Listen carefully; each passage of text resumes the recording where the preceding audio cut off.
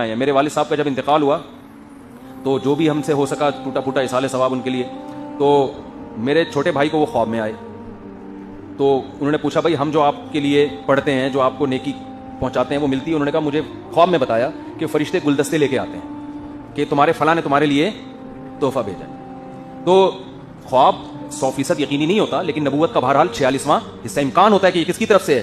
اللہ کی طرف سے۔ موٹیویشن ملی۔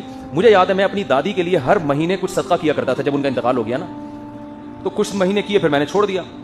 تو میری دادی کسی کے خواب میں آئی اور انہوں نے میرے بارے میں کہا کہ کچھ اس طرح کے الفاظ ابھی مجھے یاد نہیں کہ اس سے کہو کہ میرا خیال کرے۔ تو یہ اللہ کی طرف سے موٹیویشن مل جاتی ہے نا کہ بھائی ایک عمل آپ کر رہے تھے، آپ نے چھوڑ دیا اس کو۔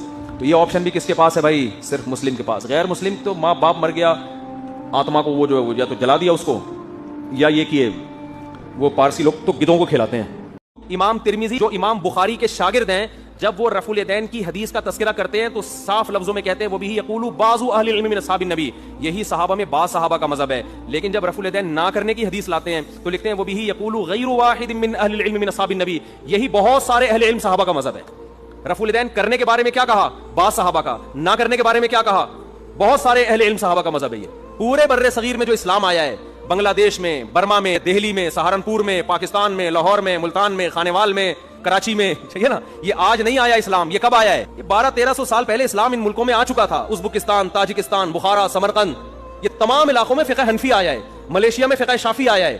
تو یہ اگر غلط ہوتے، اس کا مطلب دنیا میں جب اصل اسلام آیا تھا وہ غلط آیا تھا، اب کون سا والا آ رہا ہے؟ تو یہ خود ایک بہت بڑا سوالیہ نشان ہے کہ اب اسلام آ رہا ہے۔ بر صغیر میں تو 1200 سال سے گھاس کھا رہے تھے کہ ہم یہاں پہ جتنے بڑے بڑے کمانڈر بر صغیر میں گزرے ہیں، جو ہندوؤں سے لڑے ہیں، جو سکھوں سے لڑے ہیں، جو غیر مسلموں سے لڑے ہیں، سارے حنفی ہیں۔